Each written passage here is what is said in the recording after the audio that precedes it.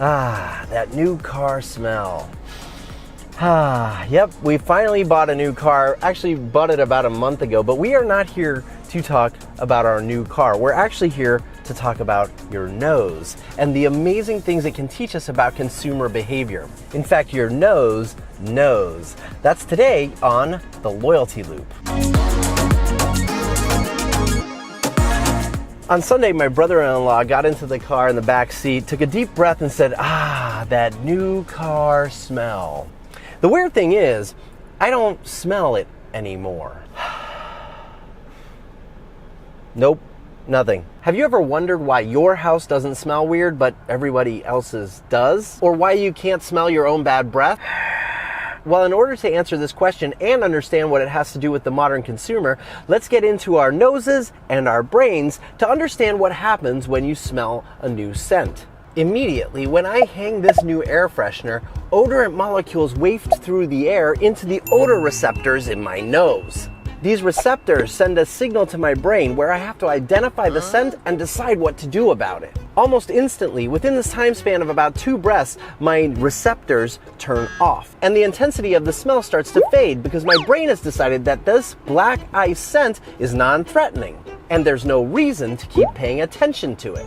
Scientists have a name for this. They call it sensory adaptation. In fact, your nose is one of the only 5 senses that can adapt so rapidly.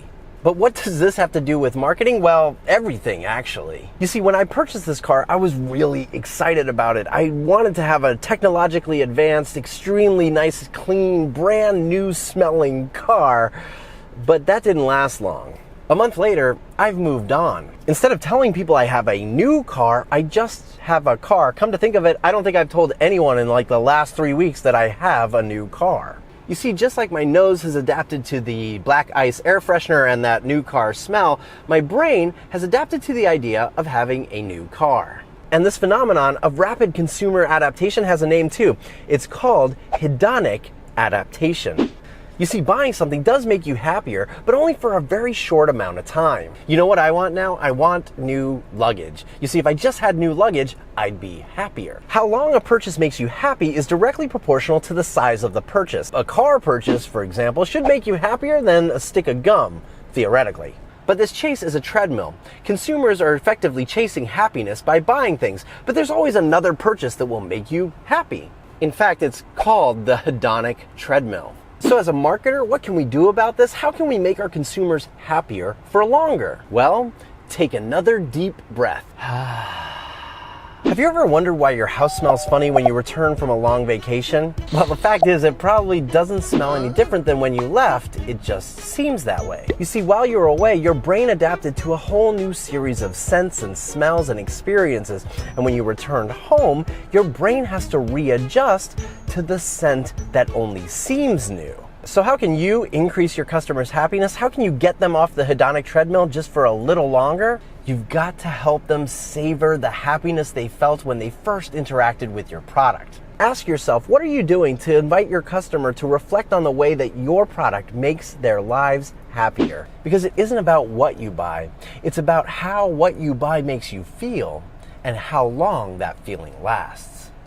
The longer you extend that joy, the more they'll buy and the more people they'll tell. You see, happiness is like that new car smell. It doesn't linger long. And instead of reminding your customers about how your product works or how great your company is, how can you reignite the way that product makes them feel?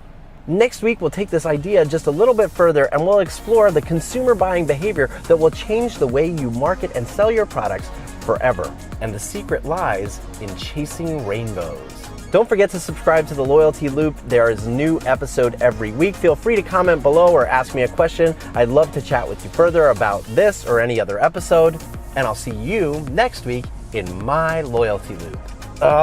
This black ice air freshener smells like crap. It smells like my grandfather's aftershave from 1970.